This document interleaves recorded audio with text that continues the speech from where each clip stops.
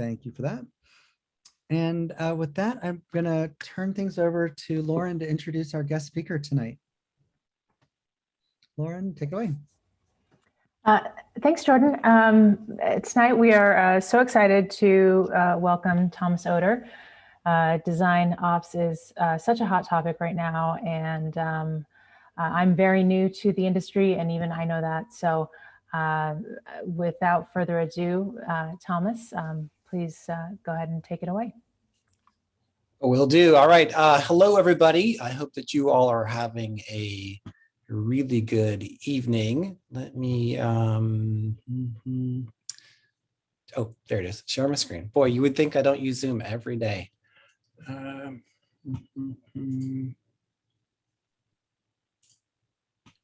still find myself searching for it too.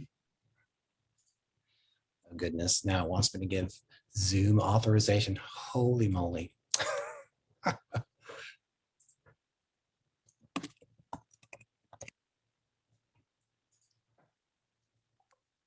Yes. Okay. All right. Share my screen again. Share in presenter mode. All right. I hope that everyone can hear me just fine.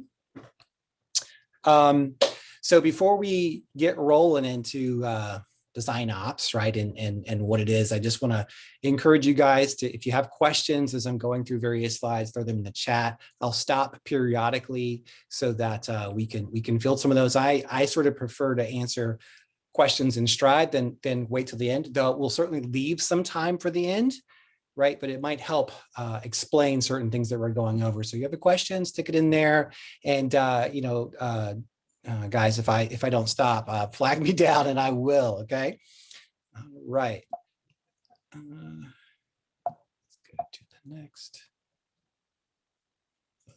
All right. So who is this guy? This is me, Thomas Oder. 5 words: dad, husband, coffee, chef, handyman. Other things to know about me: I get hangry when I'm hungry. I love Star Wars more than just about everything else. And I know that there are quite a few people in this community that feel the same way. My wife and I love cake so much that we actually wrote it into our wedding vows. So chocolate cake is life in this household. I do everything I can to find the fun in everything. And I'm a swim, bike, run guy. I love to do all 3, right? So a little bit more about me. Currently, I work for Wells Fargo, or for those of us that work there, the Stagecoach, you know, because the Pony Express. Before that, I was with Staples. Before that, I was doing agency and consulting work where I worked with people like Volvo. I was a design consultant on 2 seasons of ABC's Extreme Home Makeover. And I've worked with a couple of sports teams as well as all kinds of other things. And in my career, I've pretty much, if it's a thing to be done, I've done it in terms of design or account executive or project manager, all of those things. if it's a thing, I've done it. And it's been 20 years. I have a master's in management leadership, got my bachelor's in marketing graphic design. I am what I really think of as an agile theorist. Have a deep amount of knowledge on Scrum and Kanban and SAFe, that scalable version of Agile. It's one of my favorite topics to talk about, especially from the perspective of how to get design well optimized in Agile, which if any of you have worked with it, know that's not an easy thing to do. All right, so a few words before we dive in. You know, design ops is ultimately about growing your team, right? You know, maybe because your agency is growing, maybe because you have an in-house team that's growing, your portfolio is getting bigger, you have more projects coming in. So that's always about scale. And scaling is super hard. I've been working at it for years. It was a particular focus of my master's degree, actually. And it's just something that you really have to take with care. You really have to plan for, and you really got to bring in the right people so that you understand the problems that your group is having so that those get solved instead of just changing things to change things, right? And when it comes to design organizations of any kind, and scale enters the conversation, design ops is always going to be a large part of that answer in one form or another, right? I mean, it just kind of works out that way. We are the team that helps to organize design, right? And before we go much further, I usually like to take the opportunity to talk about what this presentation is and what it's not. Or really any presentation I'm making. What this one is really a general overview. I know, as Jordan said, he gets asked about design ops a lot. So when he and I first connected 6 months ago and I told him that's what I did, he was super excited and I was excited to come and talk about it. So this is really kind of a general overview. And this is my point of view. You know, I know that there's some luminaries out there, Kristen Skinner, Peter Merholtz, you know, design org for design for design orgs. I've worked with them, actually know them. And this is, you know, there's a lot of design ops that agrees on things, but from my perspective, design ops really does need to be custom fit to your organization. So just want to put that out there. But again, this presentation is really a general overview. We're going to dive into sort of the three main sectors and when to think about adding them and maybe some role descriptions. I could talk about design ops for 8 hours without stopping, right? So we can collect other topics as we go along and maybe make future plans to dive into something that's more specific as we go. So just sort of want to set the stage. This may not dive deeply into something you're particularly interested in about, but please connect with me. I'm happy, you know, to discuss ideas with you, right? All right, and so I always like to start with a couple of quotes to frame it up. The job of design ops team is to protect the time and the headspace of everyone within the design organization, which allows everyone to focus on their respective craft. That's from Colin over at Dropbox, right? And this is a big one to me that really does encapsulate the idea behind design ops, right? We want designers designing. We want you not distracted by non-productive meetings and administrative tasks. We want you working on your craft. And that's where design ops really can come in and help set things on the right path, right? If you're spending too much time on creative and having trouble scaling your design team, then it's time for design ops. Jason over at Amazon. Yeah, as I said before, scaling is hard. I think scaling creative teams is very hard. You know, how do you do that and maintain control and maintain quality and make sure that you're really, you know, creating good customer experiences while your team's growing and expanding? You're going to have tons of hurdles to jump through to make that happen. And then, because I say this all the time, I threw my own quote in there. When the work to be done in order to actually do design hinders the flow and quality of creative output, it's time to scale with design ops. Me at Wells Fargo. One of the biggest things that we hear from our designers at Wells is that there's so many things I have to do that before I can just do my design work, before I can sit down and do my competitive research, before I can start, you know, working on concepts and looking at user problems, I've got to do all this other stuff. Maybe I've got training I've got to do. Maybe I'm having hardware issues. Maybe there's all kinds of other meetings on my calendar. Maybe, you know, I'm stuck in meetings with the product manager and development talking about back-end design issues that won't actually affect what I need to do, right? So design ops is about getting you to the process of doing design faster and for you to stay there as long as possible, really kind of smoothing that out. All right. So what is design ops? Well, again, this is sort of my definition. You'll find some similar ones out there. In a nutshell, it efficiently manages the creative process. More fully, it's the practice of organizing and optimizing frameworks and processes that enable designers to create and deliver high quality user experiences at scale. That is a sentence that my master's degree allowed me to craft, right? It's a lot of stuff, right? And when you start hearing processes, you start thinking, oh, a process, that's not part of design. Optimizing frameworks, how is that part of design? Well, we're going to get there and we'll talk about how that's going to happen, right? So, and design ops is being used all over the UX field, you know, Facebook, Pinterest, Airbnb, Amazon, Wells Fargo, and more. So you're going to start seeing it show up in all kinds of places. And of course, it's at the agency level. It's at ultimately you as an individual consultant. You need to make time for your own design ops practice, right? To help you get organized and get focused. It really is happening at every level of the industry. But of course, there are some places, Facebook, Amazon, even I believe Google and Apple have some version of it where you have really large design teams and you need to build a structure for those people to be at their best. And to drive that point home further, at Wells Fargo, we've got a couple major divisions. I'm part of the retail banking division. So if you're a customer of Wells Fargo and a private customer, basically you have a mortgage, you have an auto loan, you have a school loan, 401k, or just your checking and savings account, that app that you could use on your mobile phone, on your tablet, or the web version is what the team that I serve creates, right? So we serve 70 million plus customers with over 1 billion instances of our app alone being used a year, right? We have 90 Scrum teams running side by side, pushing product out every 3 weeks to every quarter, right? Updates. And the digital organization itself has over 5,000 people in it. Our UX team, we're going through some reorganizing right now at the bank. So teams are sort of being split up and shifted here and there to sort of align them better, sort of more of a value stream model than a centralized model. But before we started to decentralize a little bit, we were at 250 designers and researchers and management staff. That's a lot of people doing design work, right? And we still have roles for product designer, interaction designers when we need something very complex worked on, visual designers, and of course, content strategists. And within our team, we also have our own research team as well, so that they're really well married.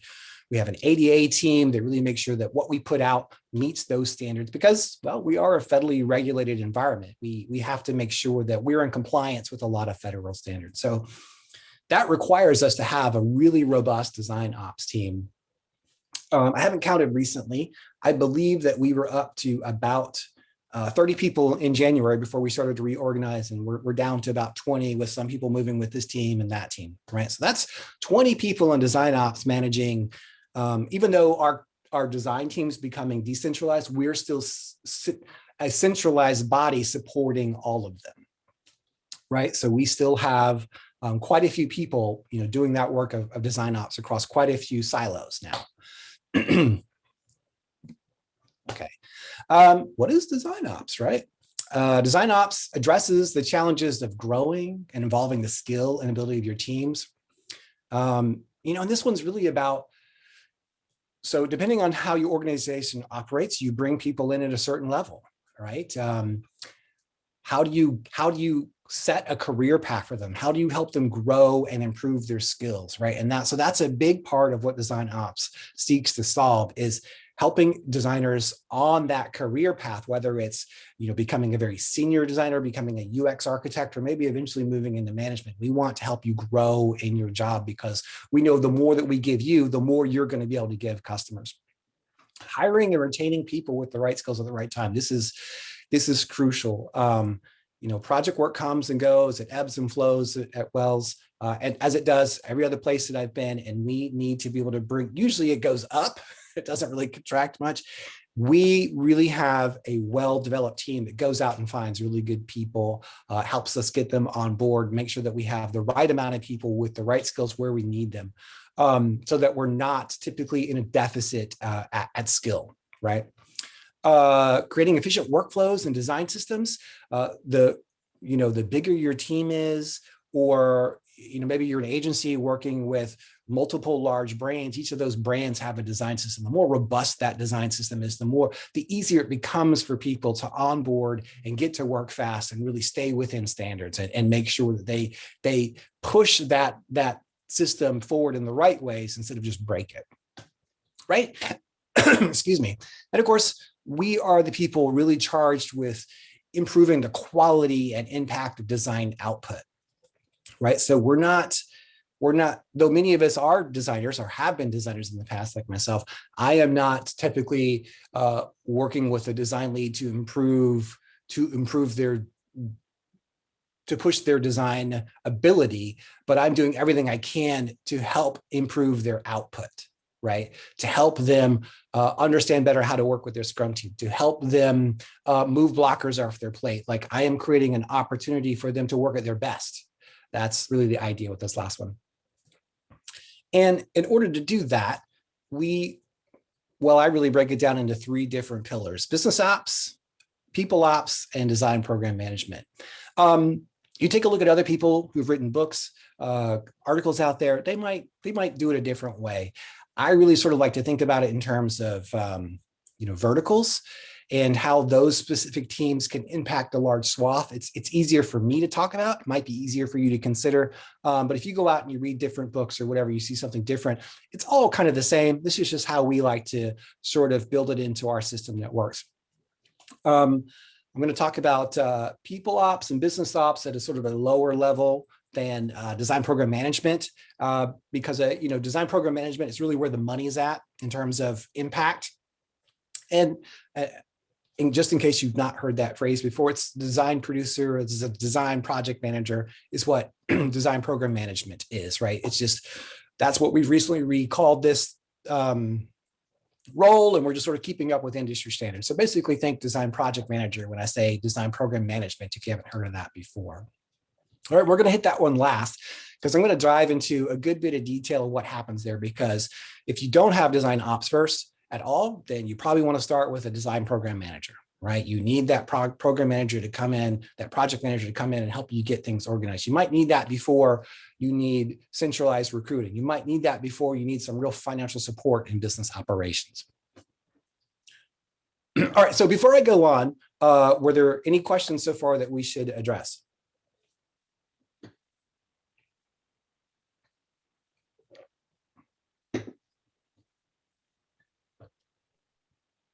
Nope, not yet. We're good. Okay, cool. Actually, I do have a question. The design ops, the 4 bullet points that you have up top, do they relate to the 3 bullet points, the people ops, business ops, design program management that you have at the bottom part? Yes. Yes, they do. And you'll see that play out as we go through the presentation. And you'll definitely see some overlap in places. Business ops, as as you'll see, business ops drives things like hiring and recruiting, and they manage hardware and software. They kind of help drive our culture. But some of that bleeds into design program management, because our design program managers are right there working hand in hand with our design teams, and they might say, hey, looks like you're having a problem with your laptop. Let me connect you with our, the person over here so we can get that fixed. Or, so design program management is going to be sort of working with those guys side by side. Business operations is the same too. Not only is it financial considerations, it's collecting data, especially about capacity and when do we need to add resources, and planning when projects are coming in. And again, that comes back to design program management to be the people out on the front lines to help gather that information. So these teams they're not silos that don't talk to each other. They have to work together. They have to be cohesive, because there's always going to be a little bit of overlap between them, right?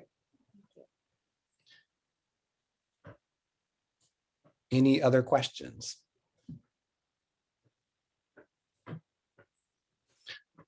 All right. Before I move on, I'm gonna jump into a story. This actually happened today. It really, to me, helps, I think, encapsulate what design ops is and should be in my mind. So I had one of my design program managers approached me today. She asked if we could jump on a 30-minute call to discuss one of the design leads on her projects. She's got 2 or 3, and just some stuff that was going on with this person. And she called me and was concerned that this very capable person was spending more time than they needed to really diving into minutia of someone else's job. right? We have a content strategist. We have a very specific way that we write our content decks. Because we're federally regulated, they actually have to go through some very specific regulatory steps, and we have to sort of, prove that we did X amount of things. And this lead wanted to be a gateway before that person could do that. And this particular content strategist is very skilled. They know what they're doing. They don't need someone to be a gateway for them. And it was just a matter of we had to take a look at the situation, and I talked with her about, I know this person, I know they care very much about their team and their team's output and the quality of stuff they're putting out. I get what's behind it for them, but they are getting in the way of someone who's very capable of doing their job and actually slowing the process down instead of allowing it to be streamlined. Because in that process of having content decks reviewed, it goes to senior content strategists who know how those things are done inside and out. They're actually going to be a better resource for critique than the design lead is.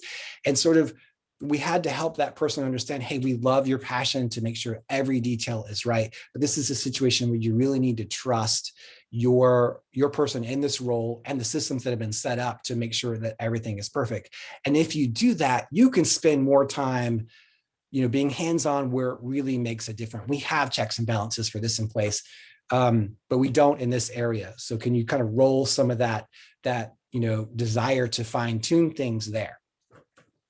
And to me, it's a situation that's delicate.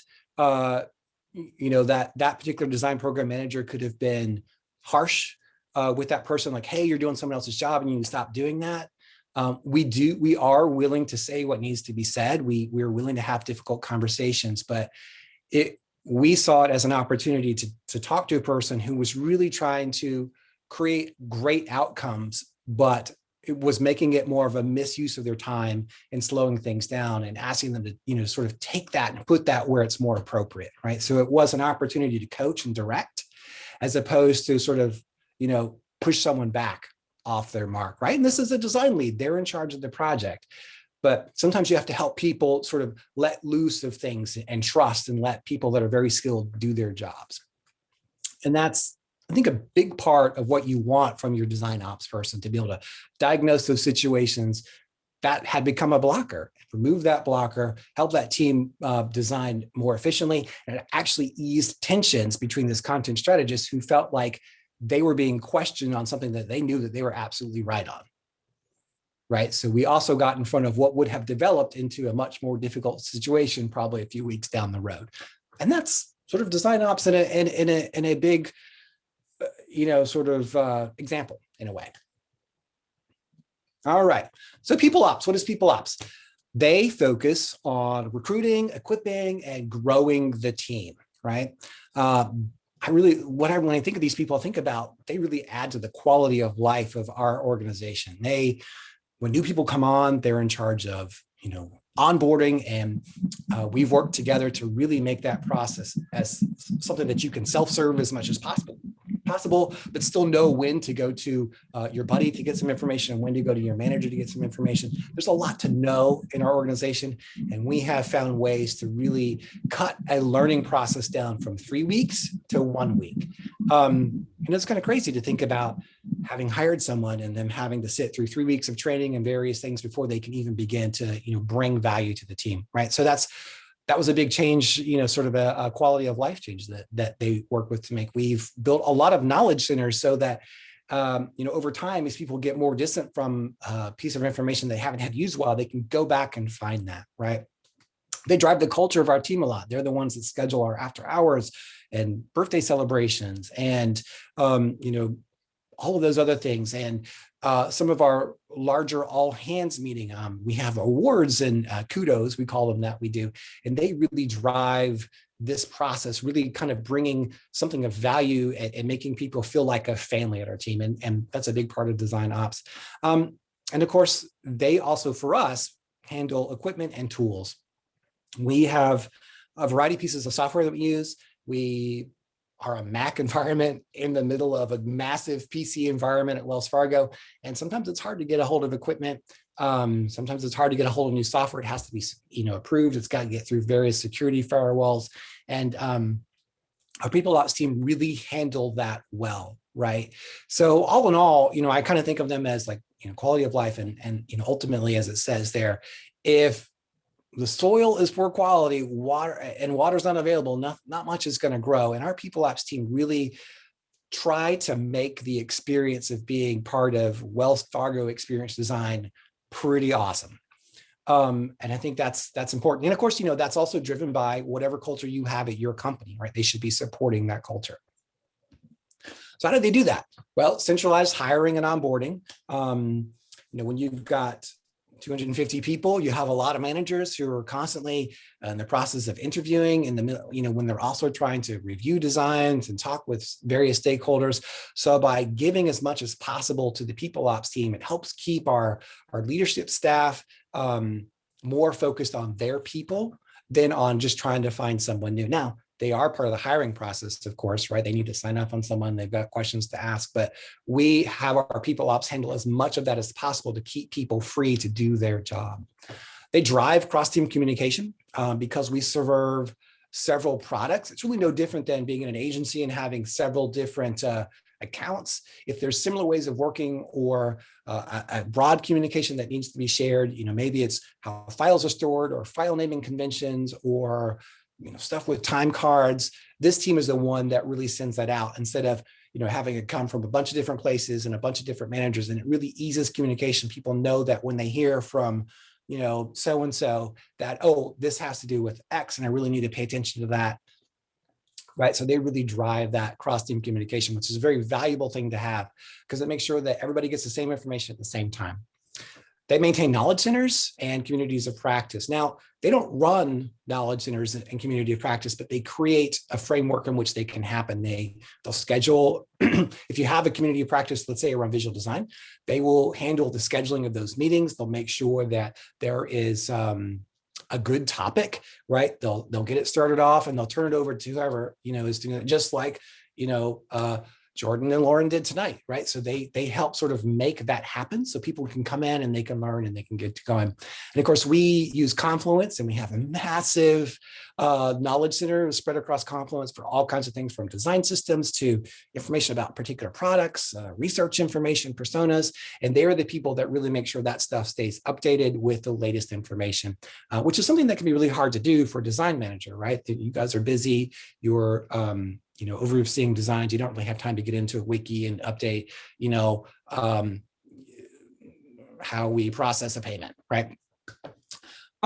They handle a lot of the onboarding, like I said earlier. So training designers on process, standards, and design systems and frameworks, right? So they will take our new people through that process of learning what they need to know to get started at Wells Fargo. They'll make sure they have all the right training they need to have. They'll make sure they understand how to use the equipment. They'll make sure they understand where the various drives to store information or to find information. They really make it so that the design manager just has to take that new person who's starting and tell them what they need to know about the product area they're working on, instead of having to give them all of that process, all of that information, which when you do that over a bunch of people, it drifts, it changes, it's not done consistently. So when you have a large organization, you need people to consistently understand how to do something. That's a great job for people ops to have, right? And they create growth structures for design career paths. So as I mentioned earlier, we really, we bring people in at different levels depending on their skill level. And we have benchmarks for where they should be at 3, 6, 9 months and a year. And even beyond that, with skills that they should have as core to their particular role. And then we suggest other skills they might want to gain if they don't already have them to help round themselves out. We sort of show them how you can go from junior to mid-level to senior to even manager eventually, and create a path for them to navigate that where possible.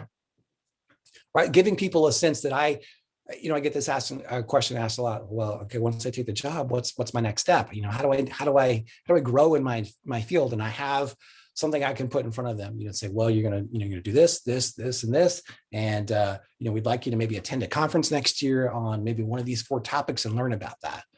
Right. So giving people a sense that their continued growth is important to the company. And, again, that sort of depends on the culture that you work within. It's something that I believe very strongly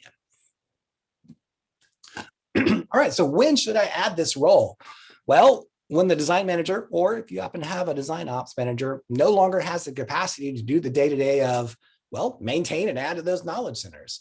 Or maybe it's you have one person who's running the entirety of the recruiting process and it becomes a bottleneck. You can't get people in fast enough. You can't get quality candidates because they don't have time to vet everything. When you're onboarding and training our robust processes like they are just about every federally regulated thing. So it's not just us, it's everybody in fintech, it's everybody in medical, it's everybody in insurance, right? Those are some heavy lifting things. And that's really where you want to add a people ops person to get that done. When you need to drive culture for a large body of people, it's easy to drive a culture for 10 or 20 or 30 people. But once you start to get beyond that, it gets out of control and it takes a life of its own. And you need someone that can devote their time to that. And then, of course, if you're having to deal with a lot of hardware, software stuff on a regular basis, I'm not talking like once a month, but probably weekly, every other weekly, you're dealing with someone coming, you're dealing with someone going, you need to, re-image a hard drive, you're dealing with software issues, you really need to have someone who can do that, right? Now, at Wells, of course, we have a representative on our team that does that works with our massive IT department, but without that representative on our team, nothing would get done, right? So they're the ones that really make it happen. So that's sort of people ops in a nutshell. Again, it would be whatever works for you and in your company. I'm going to take a quick stop and see if there are any questions about that. There's a question in chat, Thomas. Daniel Marino would love to hear about the hiring strategy you apply when hiring for this role. For people ops? It looks. I assume, yeah. So for this role, we have had a lot of success with essentially two types of people. People that were recruiters at other jobs, particularly that were successful. And since we're in technology, that know technology. And hopefully they have a good sense of design or knowledge around design. If you've never hired for a design position before, it can be really hard to understand what to look for and what are red flags. So I really recommend that your recruiters, your people that handle that sort of more HR side, come from that business and have a really good understanding. And in our case, a few have come from other vendors that we work for that have left and then come back to us later on. And that's worked out really well. In terms of some of the other issues, someone who's dealing with hardware, they really need to have some technical savvy. They need to have a little bit of IT background to handle that. Someone who does culture, again, that's kind of, so these are really kind of core, all about the tech, the hardware one, are really kind of core HR people, right? When you're talking about onboarding and training, you really want someone who knows that world, knows how to build training modules that people can work with. You don't want to, this is one where you don't want to mess around with someone who doesn't know what they're doing, because what you'll wind up with the training that's not effective, right? So that would be my strategy, is if this role exists in other places, and go find someone that has experience doing these types of things. And hopefully they've been around a design organization to deal with the specifics of that.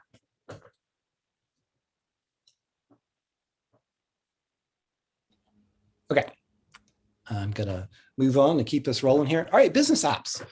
All right, they pay the bills. They provide actionable operations data, right? So business ops is all about data-driven decision-making. They're basically, how do we run the business of design and make sure that, we are profitable, that we are, managing our budgets well, right? That's sort of business ops in a nutshell, right? So they'll work on capital management, infrastructure development, financial reporting and forecasting, and they're going to conduct operations-focused strategic initiatives. So depending on the type of organization you have, if you're an agency, you probably have sort of a financial officer already that does something like this. The question is do they also have the capacity to do some of the modeling that might need to be doing? Can they really understand capacity reporting and how to handle resourcing? If not, then you might, if someone just does money, might not understand the process of planning for people,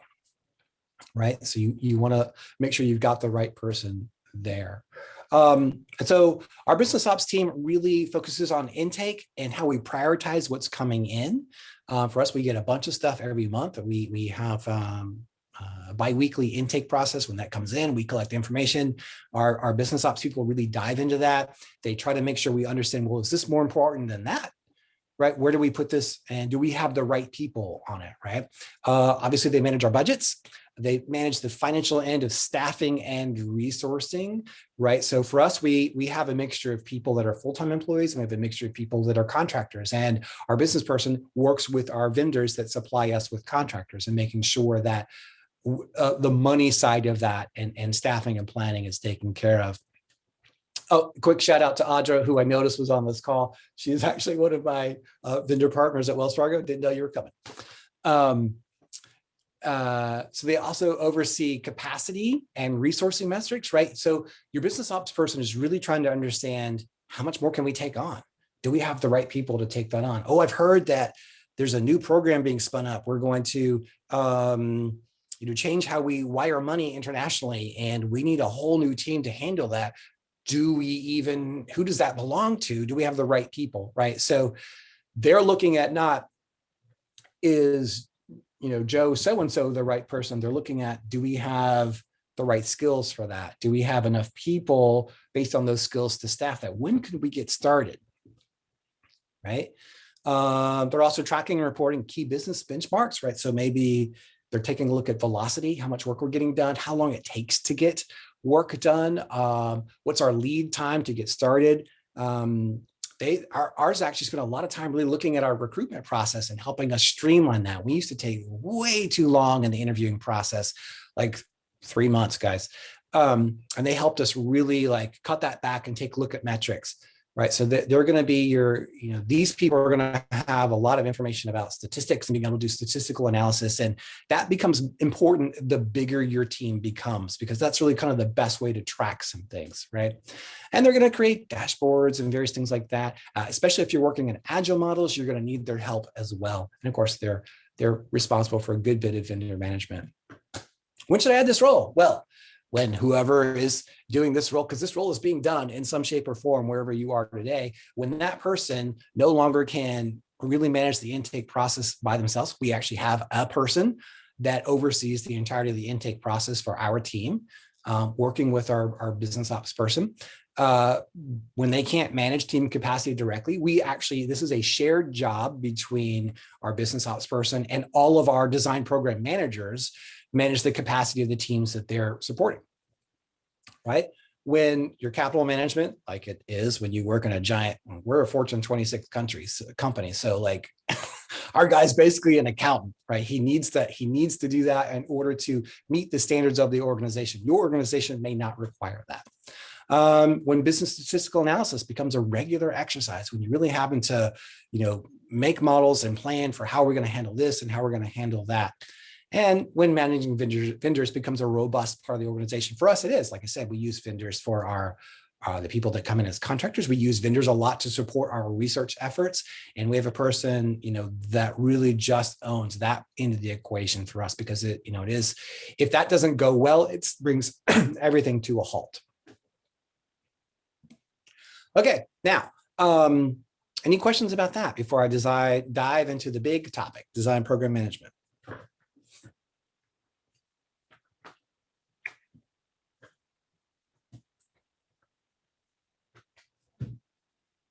All right, I'm going to move on in the interest of time. So design program managers, again, as I said up front, sometimes called producers, sometimes called design producers, project managers. Okay, I mean, I've been in this business for 20 years. I've had all kinds of different titles that basically do the same job, right? We like design program management because our program managers manage a suite of projects within a given territory. So they are really managing a program. So that's why we've gone with that term. We've moved away from producers in the last 6 months, right? So these people are sort of the team's navigator, the mentor, the hype man, I love that one, and the protector, right? They're looking out for the team. They're pumping you guys up. They're, a mentor on anything that's ops related, or maybe just how to navigate a difficult situation, right? These are things that are core to who they are and how they run. They manage the end-to-end flow of design engagements. They're really good at making connections across the organization, and they remove barriers that pretty much get in the way of efficient creation of user experiences. So those can be everything from I just can't manage my calendar, or I need help organizing my files. What's a good way to do that? To I have this product manager that's insisting I keep coming to meetings where we don't actually talk about design at all because they just want me there. And it's preventing me from having time to do the design work that I need to do that's due on Friday. How can you help me with that situation, right? So design program management will get in the middle of that situation and solve it fast, right? Either they can attend on their behalf, or they can say, hey, look, you're basically paying for us to be here, paying for a designer to be sitting in a meeting where you're not discussing anything design at all. You're paying them for an hour's time to not design, and that's not them being at their best. We need to make sure that they're working on the right thing, right? Individuals in this role, they keep designers focused on their craft instead of admin items. Of course, we're ensuring on time and on budget delivery, depending on how your organization works. If you're working in technology, and a lot of these roles are technology-based roles, these are design program managers tend to be our agile experts, right? They drive high quality engagements. And so we've landed on the term engagement recently because design program management in many ways is about the relationship you forge with your partners, between your partners and your design team, and making sure that goes smoothly, that there's shared understanding, and that everybody sits at the table of design instead of competing for it, right? And since we don't manage the act of design, that's the design lead and the design manager, we are making sure that relationship is solid and that it's working well. And if it's not, we are working to solve that. So that's why we manage high quality engagements, right? We will pursue improved customer metrics. One of the interesting things about a design program manager, like I said, many of them have been designers in the past. The longer they're with your team, they're going to gain as much subject matter expertise as your team. And they really have an opportunity to stand back and say, look, I'm not a visual designer, not a content strategist, not a product designer, but I have as much information as you do about these customers, and I can give you a point of view that maybe is a little bit broader, right? So they bring that subject matter expertise they gained with their team to help support their team. And of course, because they are effectively project managers, they're very good with metrics and data and collecting things and tracking is the design we're doing going to move the needle on whether or not a customer is truly excited to use whatever experience. It's meaningful to them in some way. I don't think it is. And here are the reasons why. Let's discuss that. Right. And then I think one of the most important ones is deploy or RACHI, right? RACHI is an acronym that really has to do with roles and responsibilities. So they set up on the team who's responsible to do something, who that responsible party is accountable for making sure it gets it done, who should be consulted, and who should be informed. So when a decision needs to be made, it's really easy for decision-making to become a team exercise in ways that are non-productive. Everybody thinks that they have a right to make the decision that really only one person needs to make. And so a RACHI helps to identify who that one person is that should be doing that thing, who is accountable for making sure that person does their job, and who you might just need to consult with before you make your decision. Everybody else is just informed, right? So that's one of those things where if you find there's a lot of top-heavy management in terms of who should do the thing and 10,000 people have to buy in, you probably need to look at installing a RACHI to identify upfront, beginning of a project, who's the decision maker here.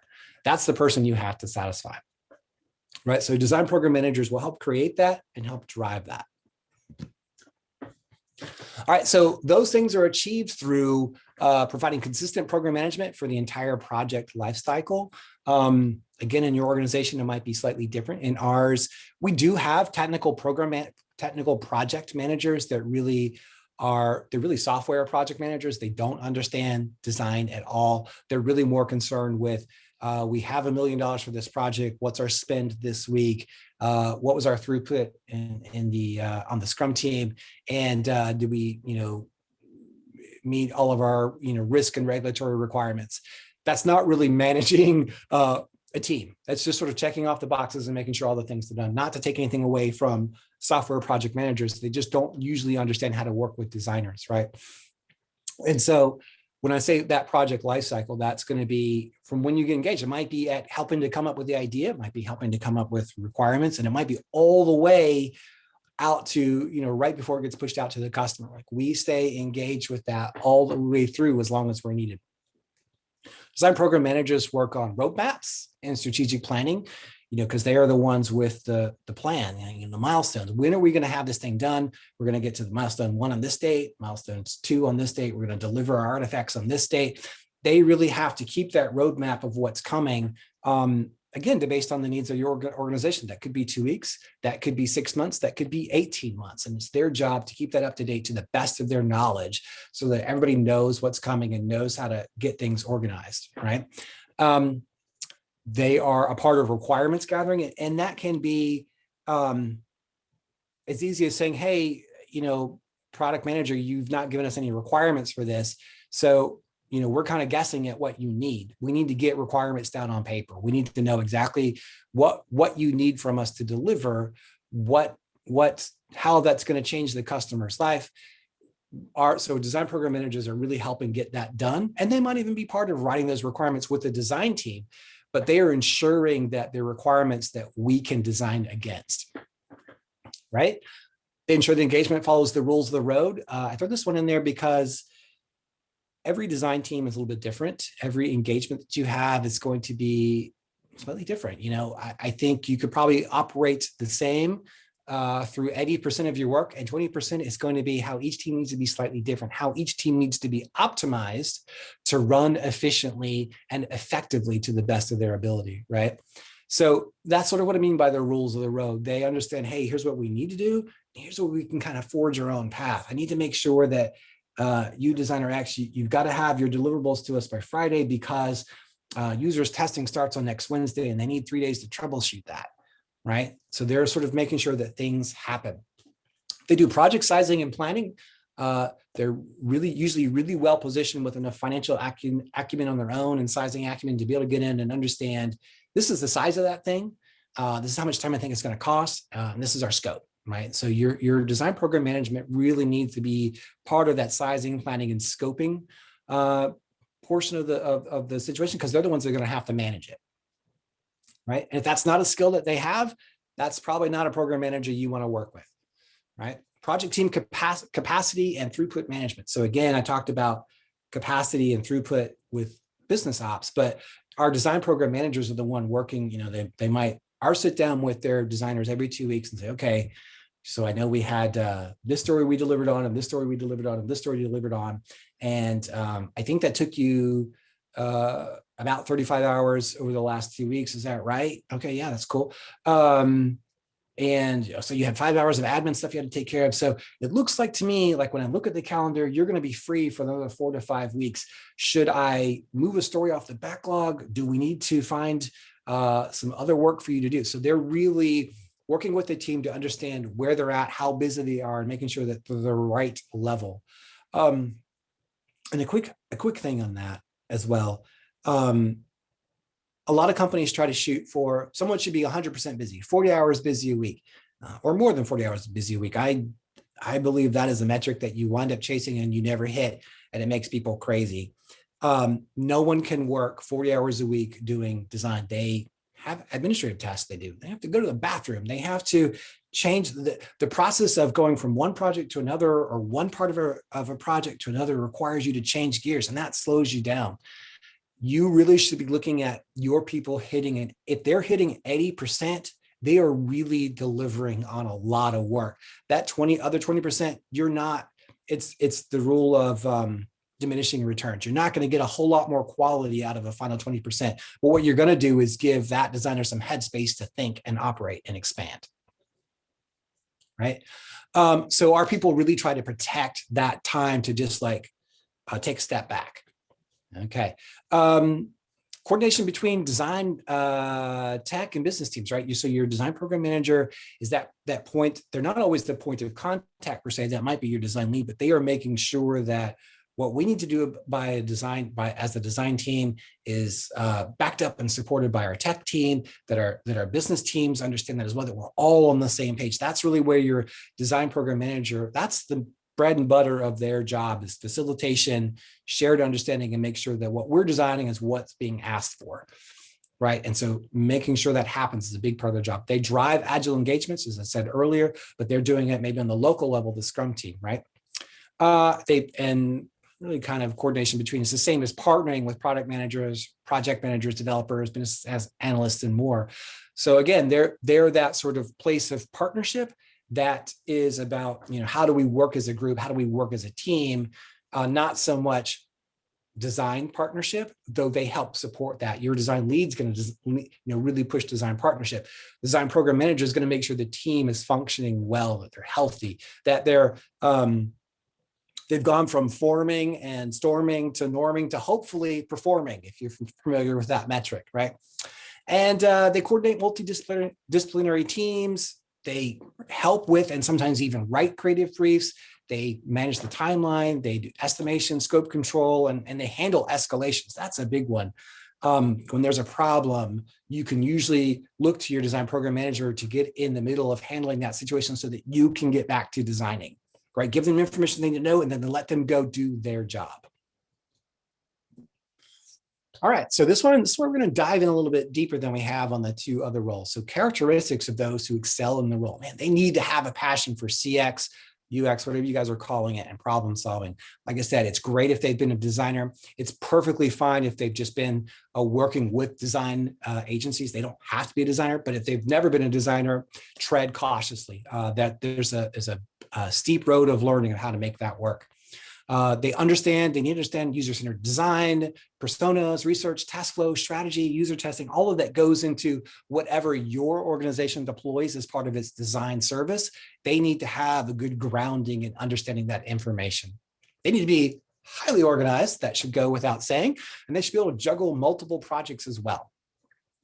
This is a big one, play well with others. And they're not afraid to stand up for what they think is right.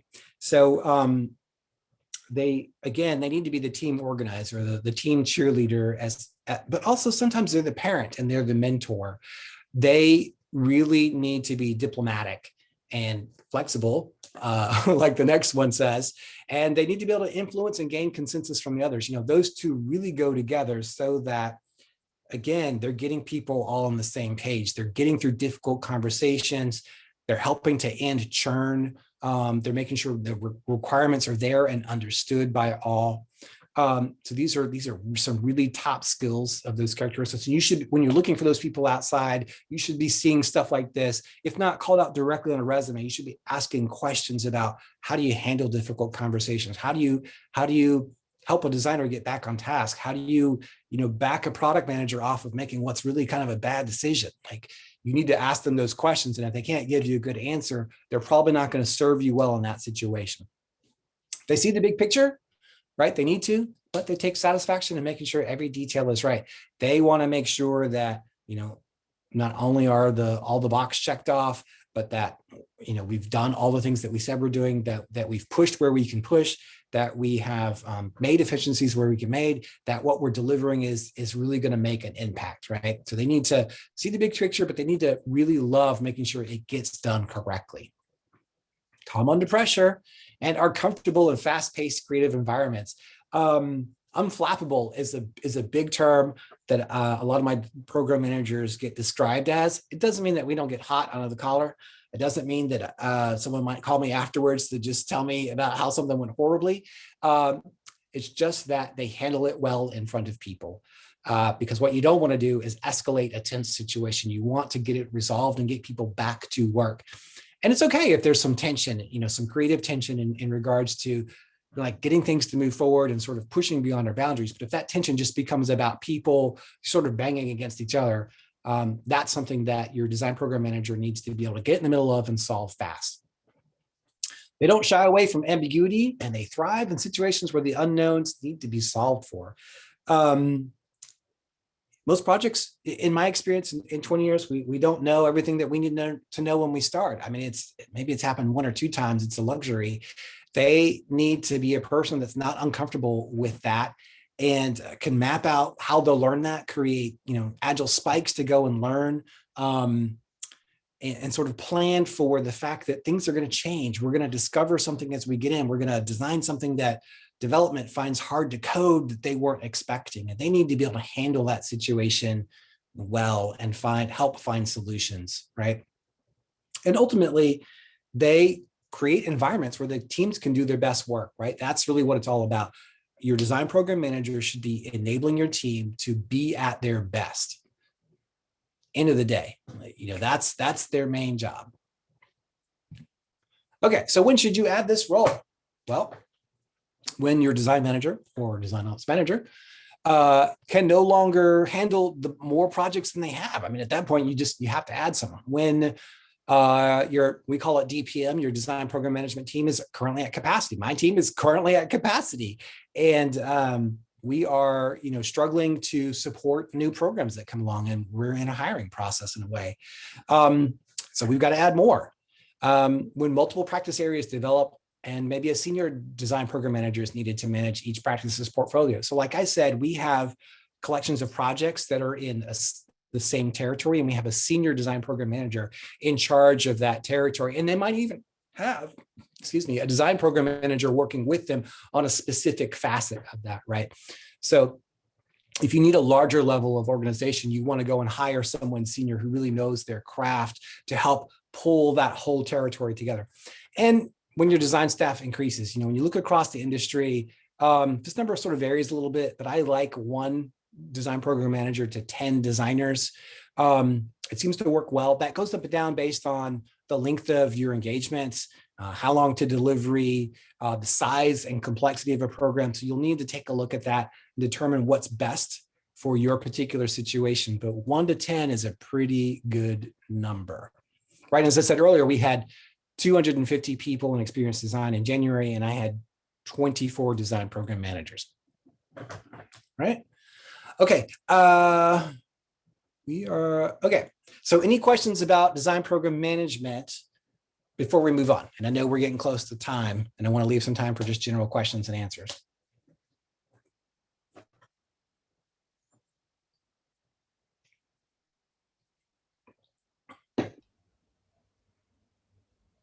Nope. Okay, gonna move on. Boop. All right, so it might be time to scale up. Consider these items to determine if scaling up is right for you. Well, here's the big one. You want your designers more focused on their craft than on their calendar. I mean, we have that problem, and I've solved that problem when I was at Staples. And I solved that problem when I was with Volvo, and I solved that problem with various agencies, right? It's a continuing problem. And if that's preventing your designers, if, sort of that larger, quote unquote calendar is preventing designers from putting their time into design, it's time to add a design program manager, right? Your team's growing fast. Your book of work, your portfolio is expanding, and it's becoming complex. Here's a big one. You find that quality is slipping as you scale your organization. Like I said at the front, scale is hard. And actually, it's amazing how much growth kills companies. It really is a struggle. A lot of companies struggle when they have to get bigger, when they're forced to get bigger, when they make that decision to get bigger before they need to, because they find it's hard to keep doing what they do really well.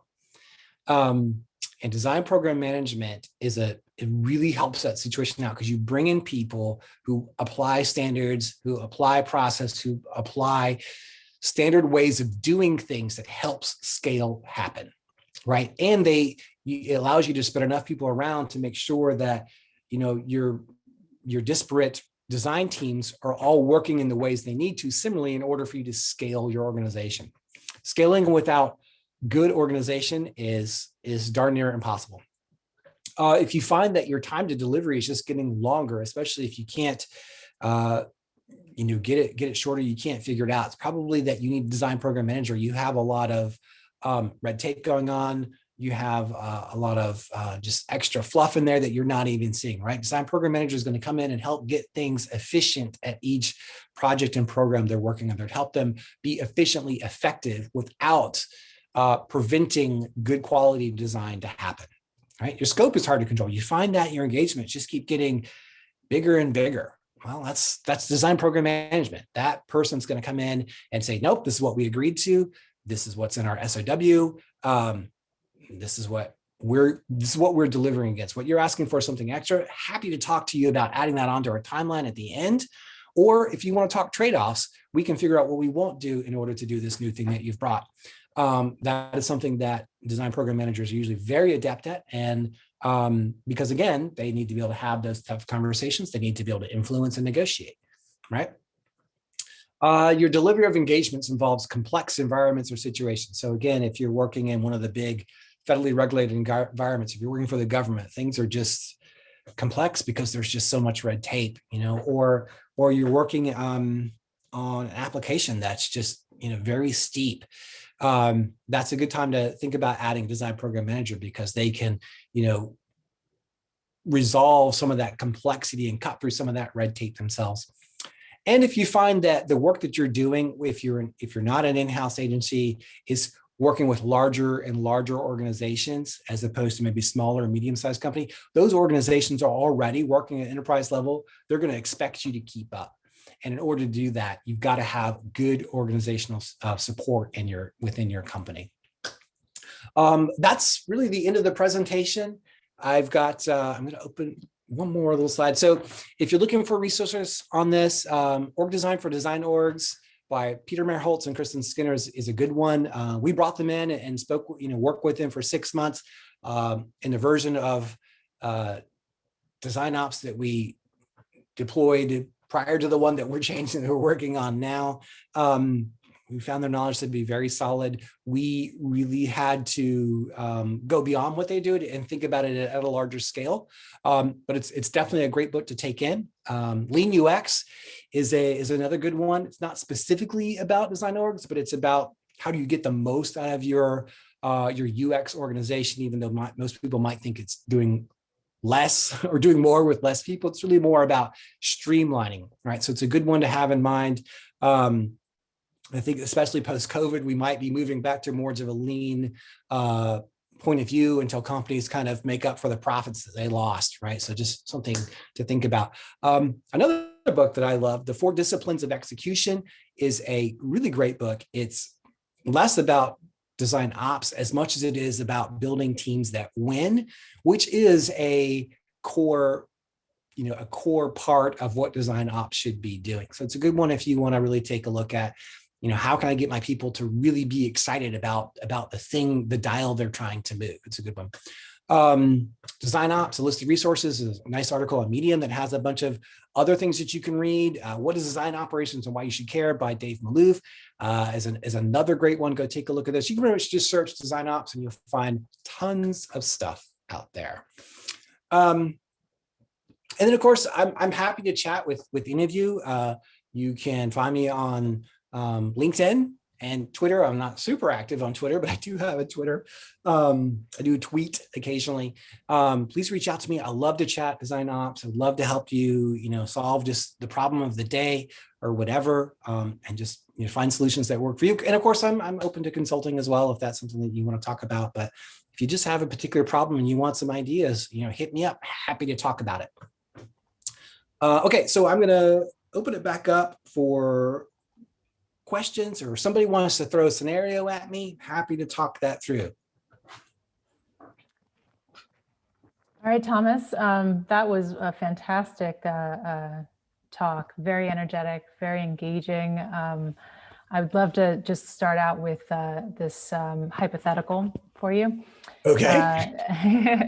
The design team is growing, but we don't currently have a formal approach to design ops.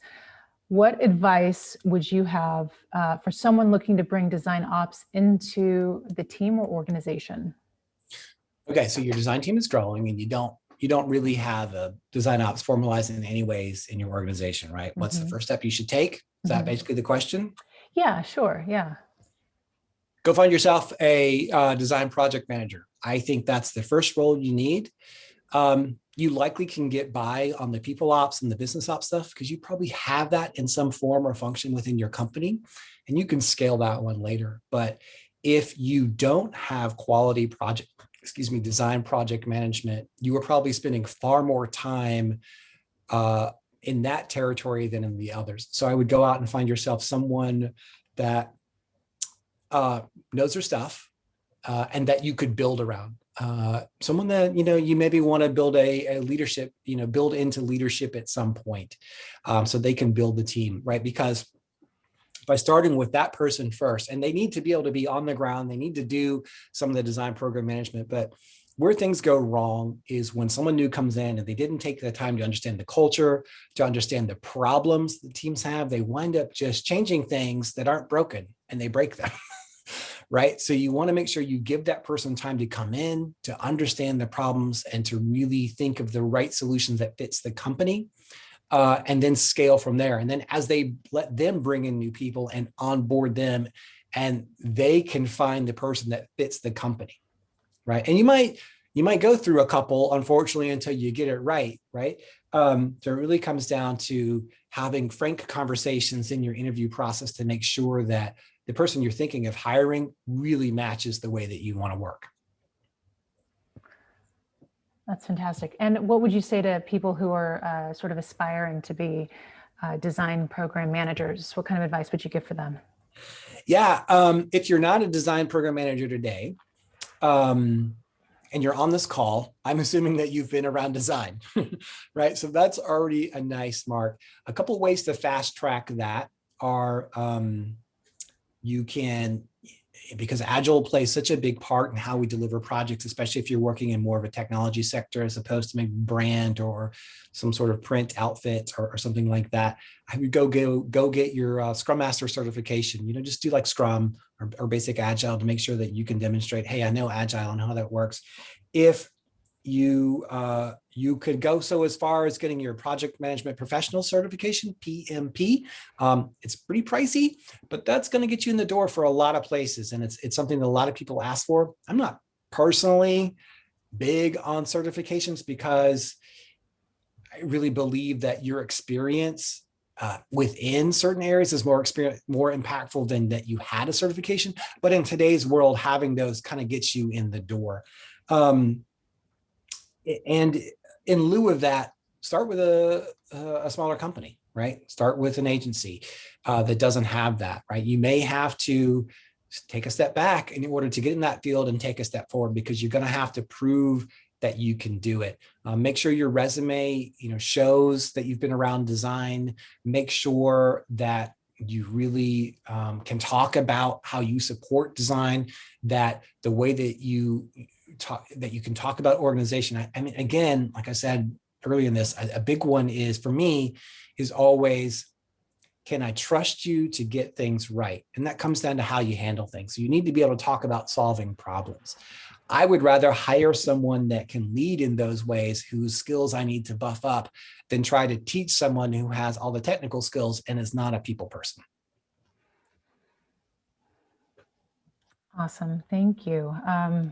There's a question in the chat from Daniel Marino.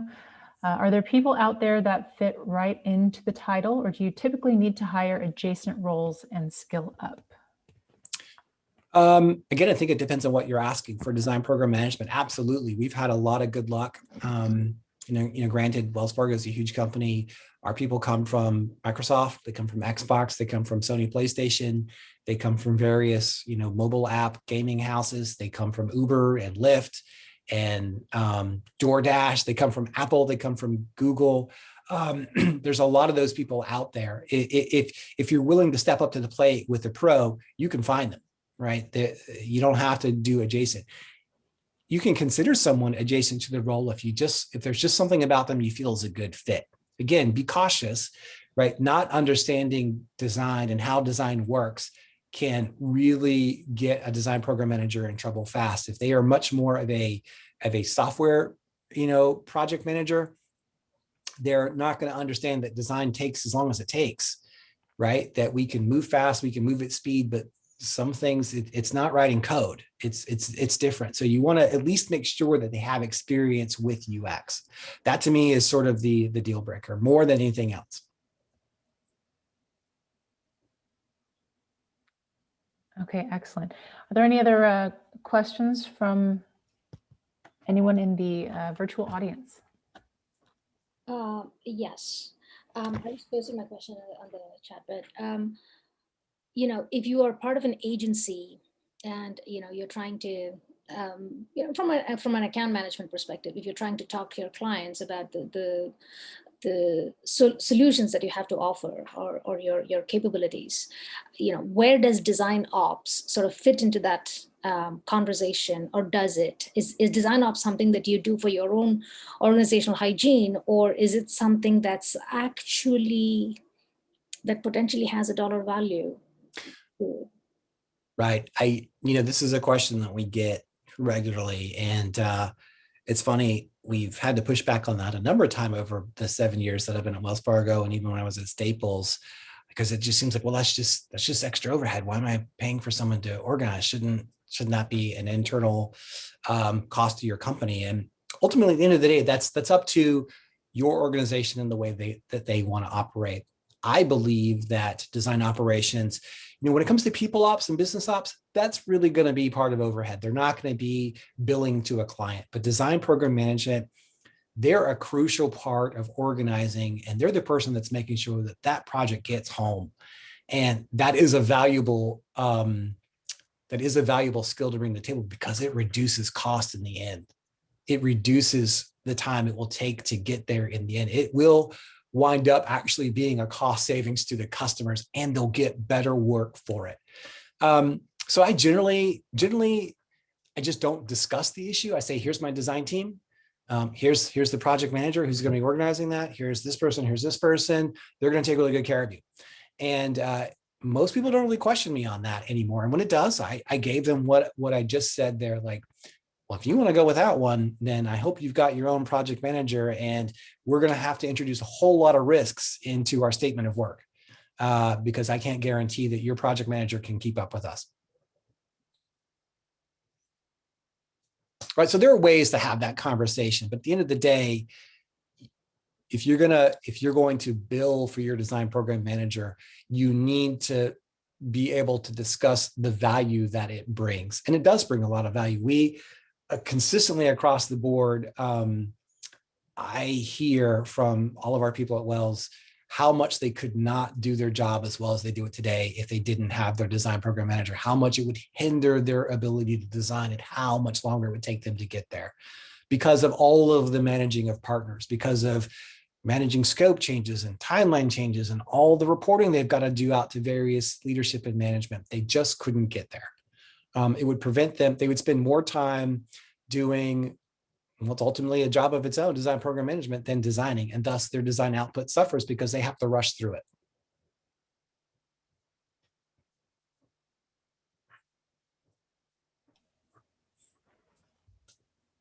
All right. Are there any other questions?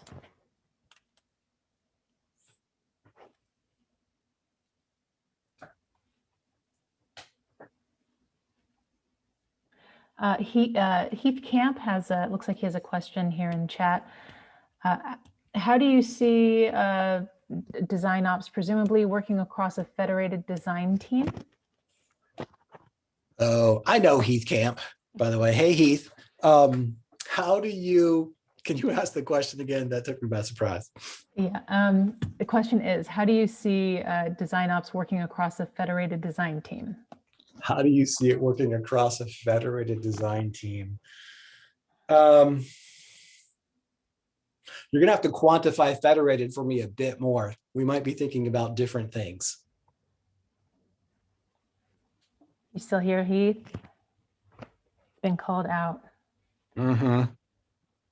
So in my new role here at Lowe's, and what's happening with your team now, when it gets broken into all the different silos of Right. whether it's product management or technology, and now you've gone from a team of 100 plus to small teams of 28 and 10 and 15 here and there, what do you do with that design ops organization to keep it consistent and coherent across that federated UX groupings?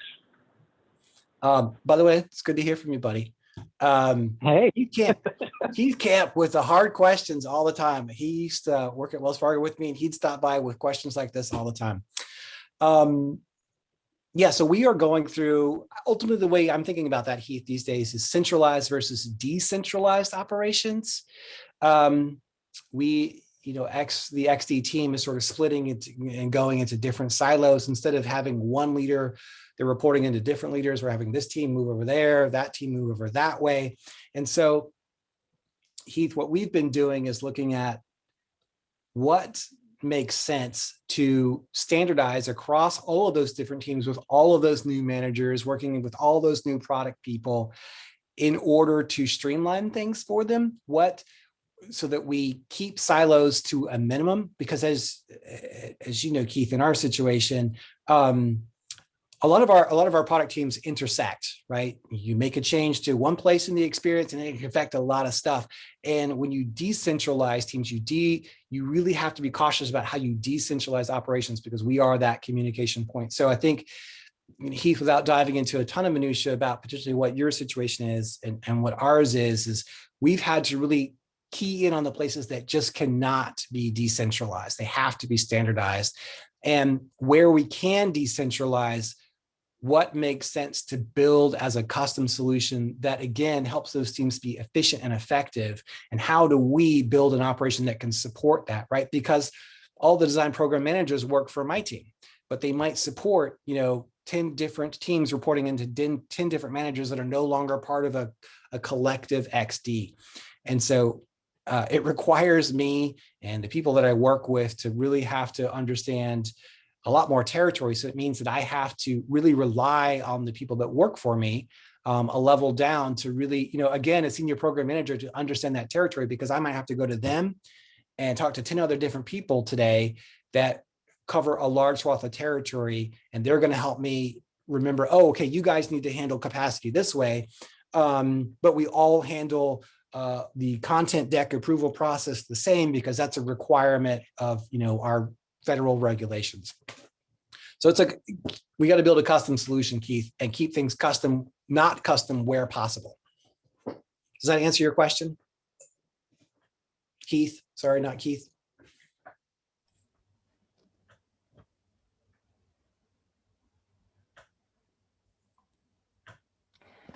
We can presume it does. We can presume it does. Heath will come and find me if it did. There we go. I know that. We've got time for one last question here. Lauren Mobert's in chat. What suggestions could you offer to someone stepping into a design program management role within a new organization? For example, what should they be aiming for to accomplish in the first few weeks? Not knowing your organization, what it's like to start somewhere. What I tell my people, so I can't promise this is true for you, is to spend your first few weeks learning as much as possible. You will provide value very soon. If there's something that you can sink your teeth into and start working on, that's great.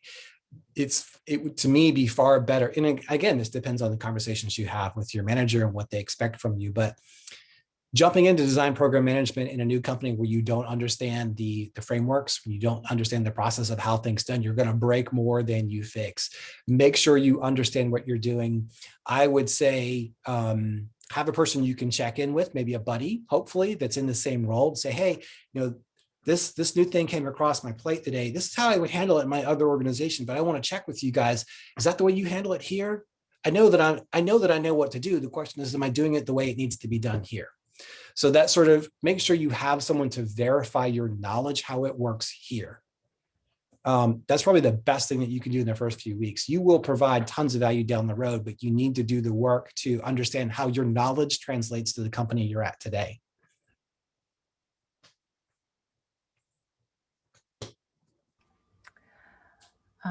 Fantastic. Thank you again, Thomas. Jordan, do you have any final thoughts? No, just, again, really want to thank you so much for sharing this talk with us here tonight. I mean, this is, I think a lot of people can relate to what life is like in environments without, sort of an approach to design ops now, and without that sort of understanding of the business logic. So, hearing how you scale this out, at the level that you do, really interesting, and a lot to kind of think about, how we can, take that into other organizations, whether they're small or large, and go from there. But yeah, no, thank you both so much for putting this on tonight. All right, thanks a lot. Appreciate you guys having me. Happy to talk about it more in detail if we have specific topics. Sounds good. Sounds good. Thank you, everybody, for joining us tonight. Thank you.